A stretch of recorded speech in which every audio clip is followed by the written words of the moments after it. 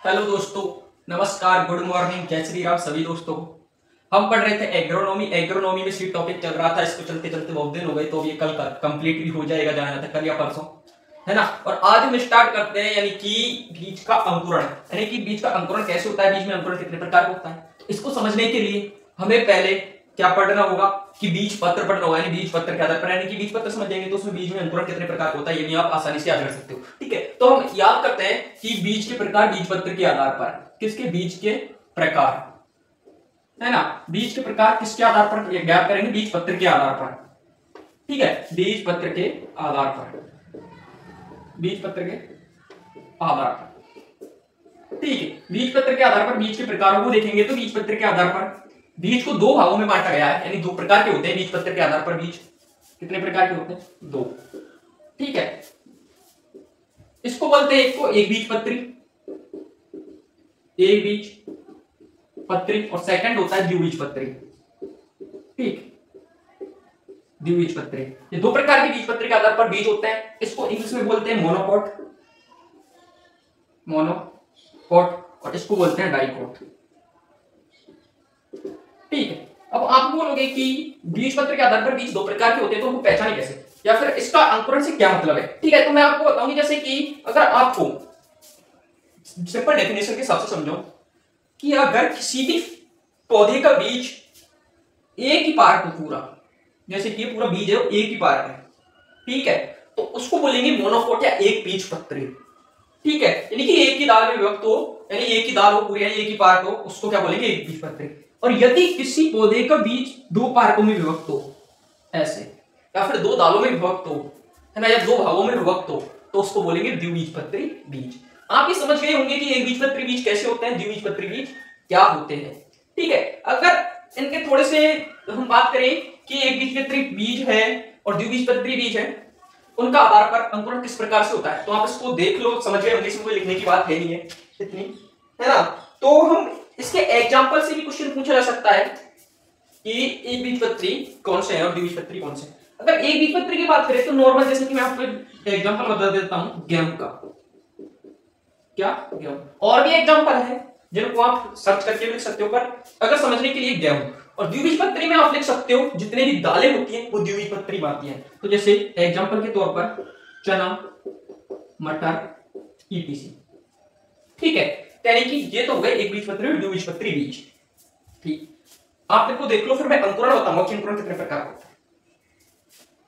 ठीक है, स्क्रीनशॉट लीजिए।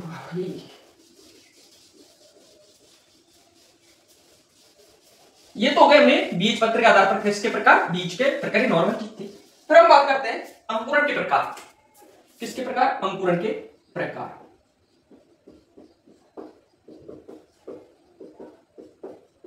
ठीक है, अंकुरण के प्रकार, है ना। अंकुरण भी दो प्रकार का होता है, जैसे कि एक होता है अधोभूमिक, अधोभूमिक। तो आप सोचोगे कि भाई मैंने तो ये नाम पहली बार सुना। अरे यार भाई, आपने इंग्लिश में सुना होगा, हिंदी में तो हम पढ़ते ही नहीं है, क्योंकि हम थोड़ी बहुत इंग्लिश सीख गए हैं ना, इसलिए। तो इसको इंग्लिश में बोलते हैं हाइपोजेल, और ये नाम आपने जरूर सुना होगा। मैंने हिंदी में नाम इसलिए लिखाया क्योंकि आप बार बार कभी कभी तो आएगा नाम और कंफ्यूज हो जाएंगे, तो ये क्वेश्चन छूट जाएगा, फिर बाद में बोलोगे कि यार ये कितना सिंपल क्वेश्चन था। ठीक है, और एक होता है ऊपरी भूमिक, जिसे ईपीजीएल बोलते हैं। क्या, ऊपरी भूमिक, जिसे क्या बोलते हैं, ईपीजीएल। अब आपको ये नाम से ही पता चल रहा होगा कि अधोभूमिक और ऊपरी भूमिक, मतलब अधो मतलब भूमिक, अधोभूमिक मतलब जमीन के नीचे, और ऊपरी भूमिक मतलब जमीन के ऊपर। ये तो आप समझ गए होंगे। ठीक है, यानी कि आप क्या समझ गए होंगे, अधोभूमिक मतलब जमीन के नीचे, ऊपरी भूमिक मतलब जमीन के ऊपर।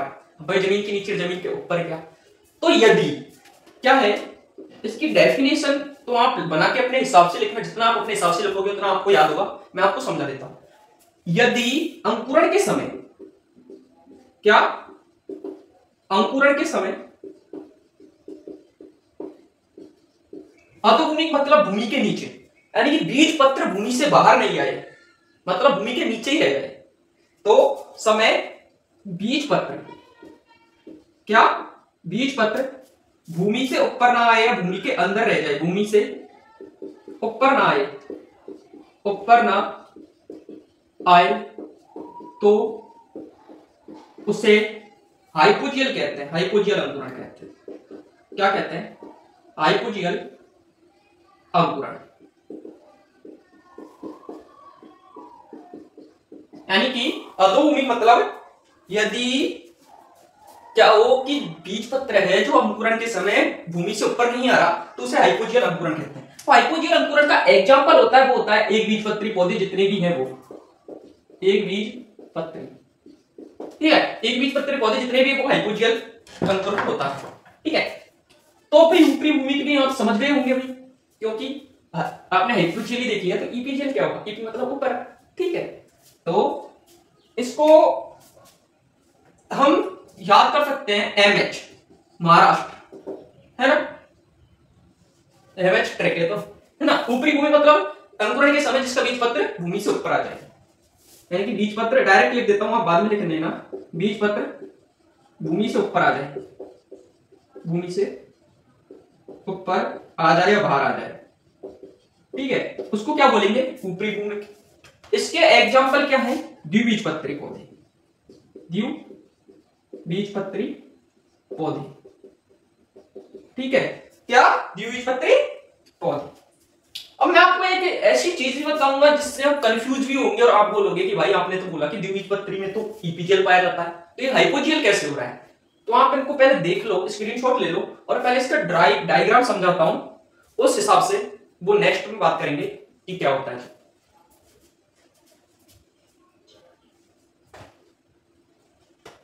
ठीक, ले लियो।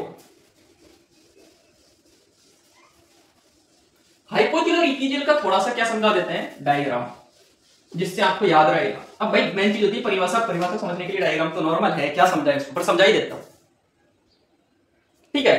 तो मैं आपको समझाता हूं डायग्राम। जैसे कि कोई भूमि है, यानी कि मृदा है, खेत है, कोई भी होकर चुकी, जैसे कि यह बीज है, ठीक है, तो एक यह बीज है, तो आप अभी में से पहचान तो वही होगा कि एक बीजपत्री बीज कौन सा है और द्विबीजपत्री बीज कौन सा है, ठीक। ये बीज से यूं निकलेगी जड़, ये क्या है? जड़। जड़ किससे निकलती है आप बताओ, बीज के किस भाग से जड़ निकलती है? ये आप बता दो कि बीज से जड़ किस भाग से निकलती है। तो आपने मूलांकुर का नाम सुना होगा, सुना होगा ना। तो मूलांकुर से जड़ का निर्माण होता है, और ये है अपना ऊपर जाने वाला तना, ये क्या है? तना। तना किससे निकलता है? प्रांकुर से, प्रांकुर से। इसको इंग्लिश में बोलते हैं प्लूमुल, और इसको बोलते हैं मूलांकुर को रेडिकल, ठीक, रेडिकल। अब क्या है कि भाई इसमें इसका बीज पत्र भूमि से बाहर नहीं आया, है ना, क्योंकि डायरेक्ट बीज से मूलांकुर से प्रांकुर वो बन गया है ना। अब इसी प्रकार इसमें मूलांकुर से तो निकली जड़, ठीक, लेकिन ये बीज पत्र है, इसमें बीज पत्र है ना, इपिकोटाइल, ये बीच वाला भाग होता है, ये इपिकोटाइल होता है, इसको क्या कहते हैं? इपिकोटाइल, है ना। और ये सीधा वृद्धि करके बीज पत्र के साथ ऊपर चला जाता है और एक पौधे का निर्माण कर देता है, ठीक है। ये वृद्धि करके बीज पत्र के साथ क्या चला जाता है? ऊपर चला जाता है, पौधे का निर्माण कर देता है। अब इसमें ये बीज पत्र है जो बाहर वृद्धि करता है ऐसे, ठीक, ये बीज पत्र बाहर आ गया और ऐसे ही पंखुड़ी नुमा पत्ती को क्या देता है? जन्म देता है, ठीक है, ऐसे ये जन्म देता है। तो ये दो बीज पत्र अलग अलग है, ये बोलते हैं द्विबीजपत्री, ठीक, आप समझ गए होंगे। अंकुरण ये बीज पत्र बाहर आ गया, ऐसे हो गया, ये ऐसे हो गया, ठीक, आप स्क्रीनशॉट ले लो। फिर इसके बाद बात करते हैं कि भाई क्या चीज है जो बच्चों को परेशान कर रही है उसकी। तो मैंने आपको क्या बोला कि सभी दलहनी पौधे द्विबीजपत्री होते हैं, और फिर मैंने आपको दूसरी चीज बोली कि सभी द्विबीजपत्री पौधों में ईपीजियल अंकुरण पाया जाता है। क्या बोला था? मैंने बोला था आपको कि सभी दलहनी पौधे द्विबीजपत्री होते हैं, यही बोला था ना कि दलहनी फसल क्या होती है? द्विबीजपत्री होती है। फिर मैंने ये बोला था कि द्विबीजपत्री होती है, ठीक भाई, यही बोला था और वास्तव में होती भी है। बोला था ना कि सभी दलहनी फसल द्विबीजपत्री होती है, ठीक, और वास्तव में होती भी है। लेकिन भाई दलहनी भी दो टाइप की होती है, एक रबी की दलहनी और एक खरीफ की दलहनी, दोनों द्विबीजपत्री होती है, बात सही है। मैंने आपसे बोला था कि सभी द्विबीजपत्री पौधों में ईपीजीएल अंकुरण होता है। हाँ, ये भी बात सही है, पर हम कैसे पता लगाए कि किस प्रकार की दलहन में, किस सीजन की दलहन में ईपीजीएल अंकुरण होता है और हाइपोजीएल अंकुरण होता है। तो मैंने आपको बताया था कि दो प्रकार की सीजन चलते हैं, एक रबी की दलहन, ठीक है, रबी की दलहन यानी कि जो रबी सीजन में दलहन बोई जाती है उनको रबी की दलहन, जैसे सर्दियों के मौसम में। इसके बाद में एक होती है खरीफ की दलहन, खरीफ की दलहन, ठीक है, जो अब सीजन चल रहा है ना। तो दो प्रकार की दालें होती हैं, एक रबी में बोई जाने वाली और एक खरीफ में बोई जाने वाली, और इन दोनों प्रकार में अलग अलग अंकुरण पाया जाता है। तो आपको एक याद रखना है कि भाई दलहन द्विबीजपत्री पौधा है, लेकिन दोनों में अलग अलग अंकुरण पाया जाता है। दलहन क्योंकि दो प्रकार की होती है, तो रबी की दलहन में जो अंकुरण पाया जाएगा वो तो हाइपोजियल पाया जाएगा। कौन सा? हाइपोजियल। ये आप जरूर याद रखना दलहन में कि हाइपोजियल अंकुरण पाया जाएगा। वो किसमें पाया जाएगा? रबी की दलहन में। और अगर खरीफ की दलहन की बात करें तो बच्चा कुच्चा इसमें पाया जाएगा ईपीजीएल, ठीक है। तो आपसे अगर रबी की दलहन का एग्जांपल देके पूछ ले कि इसमें कौन सा अंकुरण है तो वो हाइपोजियल है, और खरीफ का पूछ ले तो उसमें ईपीजीएल है। लेकिन लेकिन लेकिन इसमें ट्विस्ट की बात यहां पे भी है भाई, यहां पे तो ट्विस्ट हो गया, पर इससे भी गहरा ट्विस्ट एक और है। क्या है कि भाई जो राजमा अरहर है, क्या है? राजमा। अपवाद इसकी बात करते हैं पहले रबी के दलहन का, कि अपवाद है क्या कि राजमा किसकी दलहन है? रबी की दलहन। लेकिन इसमें जो अंकुरण पाया जाता है वो ईपीजीएल पाया जाता है ना। और खरीफ की दलहन है वो अरहर है, तेजनस केजन जिसे बोलते हैं, ठीक। अपवाद क्या, यहां पे लिख देता हूं उसको, अपवाद इसका, सॉरी यहां पे लिखता हूं, खरीफ का अपवाद क्या है? अरहर, है ना। तो अपवाद कैसे कि ये रबी की दलहन होते हुए भी इसमें ईपीजीएल अंकुरण पाया जाता है, इसलिए ये अपवाद है। और खरीफ की दलहन होते हुए भी अरहर में हाइपोजियल अंकुरण पाया जाता है, ये इसका अपवाद है। ये ट्विस्ट याद रखना, क्योंकि यहां से क्वेश्चन बनते हैं कंफ्यूज करने के लिए, ठीक है। क्योंकि सर ने तो बोला है, भाई ने बोला था दलहनी फसलें द्विबीजपत्री होती है और सभी द्विबीजपत्री पौधों में क्या पाया जाता है? ईपीजीएल अंकुरण। लेकिन दलहन दो प्रकार की होती है, रबी एंड खरीफ। रबी की दलहन में हमेशा हाइपोजियल अंकुरण पाया जाता है, ये भी बोला था, और खरीफ की दलहन में ईपीजीएल अंकुरण पाया जाता है, ये बोला था। लेकिन बीच में ट्विस्ट आ गया भाई, बीच में दो बंदे आ गए राजमा और अरहर नाम के, तो इन्होंने बोल दिया कि हम नहीं है किसी के गुलाम, हम किसी के गुलामी, हम अपनी मर्जी से अंकुरण करेंगे। तो इन्होंने इसके साथ अंकुरण कर लिया, इन्होंने इसके साथ। तो बोलता है ना कि भाई जब पूरे इलाके में कोई दो बंदे निकल जाते हैं तो वो अपनी मन मस्ती करते हैं, जैसे कि दो बंदे कोई गैंगस्टर टाइप के हो, कैसे भी टाइप के हो, जो किसी की बात नहीं मानते, वो यही बंदे हैं, ठीक। आप इनको उतार लो, स्क्रीनशॉट ले लो।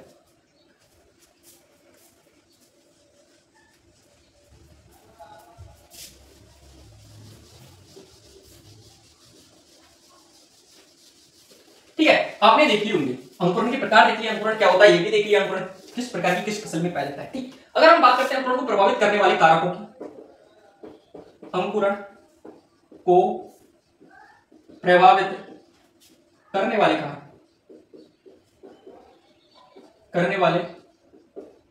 कारक, ठीक है। अंकुरण को प्रभावित करने वाले कारक कौन कौन से होते हैं, ठीक। आपको एक बात बताऊं कि अंकुरण को प्रभावित हार्मोन भी करते हैं, और मैंने आपको बताया था कि अंकुरण में योगदान किस हार्मोन का होता है। तो अंकुरण में हार्मोन होता है, वो होता है GA3, ठीक है। GA3 का होता है योगदान किसमें? अंकुरण में। अंकुरण में योगदान किसका होता है? GA3 का। लेकिन मैं बोलता हूं ना कि एक अच्छा बंदा होता है दोस्ती में, तो एक बुरा बंदा भी होता है, ठीक है। एक पढ़ाई में होता है तो एक बैक बेंचर होता है, एक यानी कि आगे वाला होता है, यानी कि टॉप बेंचर होता है तो एक बैक बेंचर होता है ना। हाँ भाई, क्योंकि दोनों प्रकार के दोस्त साथ में रखना जरूरी है, क्योंकि अगर कोई से पंगो गया तो बैक बेंचर काम देगा पढ़ाई में, टॉप बेंचर काम देगा। लेकिन बैक बेंचर तो बैक बेंचर होते हैं, आपको पता ही होगा, क्योंकि बैक बेंचर ज्यादा इंटेलिजेंट होते हैं। वो कैसे? क्योंकि उनसे कुछ भी चीज पूछी जाती है तो कोई भी टीचर होता है पीछे से स्टार्ट करता है, और वो पहले इसी डर के मारे याद करके आते हैं कि भाई सवाल पूछेंगे, ठीक है। तो यानी कि GA3 अंकुरण का योगदान होता है, तो इसका भी एक क्या है कि ये भी है, जो अंकुरण विरोधी होता है। ये क्या होता है? अंकुरण विरोधी। बोलते हैं ना कि दोनों एक साथ चलते हैं, हम किसी का साथ नहीं छोड़ेंगे, है ना। ऐसे ये किसी का साथ नहीं छोड़ते, है ना। अगर इसकी मात्रा ज्यादा होगी तो ये अपने आप शांत हो जाएगा, इसकी मात्रा ज्यादा होगी तो ये अपने आप शांत हो जाएगा। दोनों का अलग अलग सिस्टम होता है, क्योंकि भाई हम दोनों खास दोस्त हैं, ये दादागिरी वाला है और मैं नॉर्मल इंसान। अगर इससे बात मेरे से बात नहीं बनेगी तो ये ज्यादा बोलेगा, इससे बात नहीं बनेगी तो मैं बोलूंगा, क्योंकि मैं अगर कोई एजुकेशन वाला आदमी होगा तो उसको एजुकेशन से समझाया जाएगा, और अगर कोई दादागिरी वाला होगा तो उसको दादागिरी से समझाया जाएगा। ऐसा सिस्टम होता है इन लोगों का कि अगर इसको बोलना हो कि मेरी मात्रा ज्यादा है तो ये अपने आप कम हो जाएगा, यानी अंकुरण नहीं हो पाएगा, और इसकी मात्रा ज्यादा होगी तो ये अंकुरण ये दूर हो जाएगा। ठीक है, तो ये क्या होता है। अब इसको प्रभावित करने वाले अगर कारकों की बात करें कि ये तो कब होते हैं, जब इसको अनुकूल नमी मिलेगी तो इसकी मात्रा ज्यादा होगी, अगर अनुकूल वातावरण नहीं मिलेगा तो इसकी मात्रा ज्यादा होगी। ठीक है, अब इसमें क्या क्या होता है, फर्स्ट होता है तापमान। ठीक, फर्स्ट क्या होता है, तापमान। प्रभावित करने वाले कारकों में फर्स्ट होता है तापमान। ठीक, सेकंड होता है वो होता है नमी। नमी सेकंड क्या होती है, नमी। थर्ड होता है वो होता है वायु संचार, और फोर्थ होता है वो होता है प्रकाश।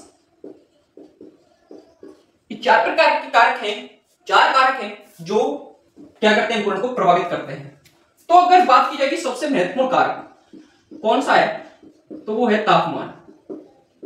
महत्वपूर्ण कारक, अंकुरण को प्रभावित करने वाला सबसे महत्वपूर्ण कारक तापमान है। अगर अत्यधिक तापमान होगा तो भी अंकुरण नहीं हो पाएगा, क्योंकि बीज झुलस जाएगा, और तब तक न्यूनतम नॉर्मली कम से कम भी तापमान होगा तो भी अंकुरण नहीं हो पाएगा। ठीक है, आप इसको स्क्रीनशॉट ले लो।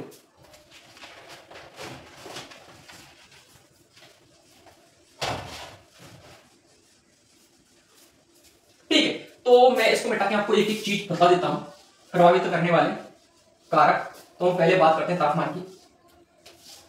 कारक में किसकी बात करते हैं, फर्स्ट है तापमान। तापमान अंकुरण के लिए सबसे महत्वपूर्ण कारक है। इसमें हम लिखते हैं अंकुरण के लिए सबसे महत्वपूर्ण कारक, अंकुरण के लिए सबसे महत्वपूर्ण कारक है। ठीक है, तापमान क्या है, अंकुरण के लिए सबसे महत्वपूर्ण कारक है, और अनुकूल तापमान होना आवश्यक है। अनुकूल तापमान होना आवश्यक है, यानी कि अंकुरण के लिए सबसे महत्वपूर्ण कारक कौन सा है, तापमान है। और जब तक अनुकूल तापमान नहीं होगा तब तक अंकुरण नहीं होगा। अगर 1 डिग्री सेंटीग्रेड भी कम हुआ तो अंकुरण नहीं होगा, ज्यादा हुआ तो अंकुरण नहीं होगा। अब अनुकूलतम तापमान होता क्या है कि न्यूनतम तापमान प्लस उच्चतम तापमान का औसत बराबर होता है अनुकूलतम तापमान। ठीक है, अगर इन दोनों का औसत होगा वो होगा क्या, अनुकूलतम तापमान। ठीक है, हम बात करते हैं कि भाई ये बहुत महत्वपूर्ण कारक है, अगर तापमान ज्यादा हुआ या कम हुआ तो अंकुरण नहीं हो पाएगा। ये तो सीधी सी बात है, सीधी सी बात है, ये तो ठीक है। ठीक है, अब गेहूं के लिए कितना तापमान की आवश्यकता होती है, और यानी अलग अलग फसलों के लिए अलग तापमान की आवश्यकता होती है। तो मैं आपको दो फसल बता देता हूं। एक गेहूं आपको साइड से दिख नहीं रहा होगा क्योंकि मार्केट में साई खत्म हो गया, मेरे यहाँ पे साई नहीं है। तो ठीक है, गेहूं के लिए होती है 20 से 25 डिग्री सेंटीग्रेड अनुकूलतम तापमान, और धान के लिए होता है वो होता है 30 से 32 डिग्री सेंटीग्रेड अनुकूलतम तापमान। ठीक है, गेहूं के लिए कितना होता है, इसके लिए कितना होता है। तो आज की क्लास में बस इतना ही, क्योंकि वो नमी घट रही है, थोड़ी बहुत नमी है, वायु संचार है, प्रकाश है, वो नेक्स्ट क्लास में हम देख लेंगे, क्योंकि आज की मार्कर में साई खत्म है और सही से दिखेगा भी नहीं। तो आपको तापमान तो मैं बोल के बता देता हूं कि अंकुरण के लिए सबसे महत्वपूर्ण कारक है, अनुकूलतम तापमान होना अंकुरण के लिए आवश्यक है। न्यूनतम तापमान और उच्चतम तापमान का जो औसत होता है उसे अनुकूलतम तापमान कहा जाता है। गेहूं के लिए 20 से 25 डिग्री सेंटीग्रेड और धान के लिए 30 से 32 डिग्री सेंटीग्रेड होना आवश्यक है। अगर आज की क्लास में आपको कुछ भी समझ में नहीं आया हो तो कमेंट में जरूर बताना कि भाई मुझे ये टॉपिक समझ में नहीं आया। मैं आपको नेक्स्ट क्लास में उसको दोबारा रिपीट कर दूंगा, और जहां जहां तक मैं दोबारा नेक्स्ट क्लास में बोल के भी बताऊंगा, पूरा जो आप लिख भी लेना, है ना। और अगर आपको वीडियो पसंद आई हो तो लाइक कीजिए और चैनल को सब्सक्राइब कीजिए, और बने रहिए हमारी वीडियो में ऐसे ही आगे वाले टॉपिक जानने के लिए। यानी कि मैं आपके लिए इतनी अच्छी मेहनत कर रहा हूं, तो आप भी मुझे सपोर्ट करो जिससे मेरा मोटिवेशन और ज्यादा बढ़े। धन्यवाद, थैंक यू, जय श्री राम, जय जवान, जय किसान।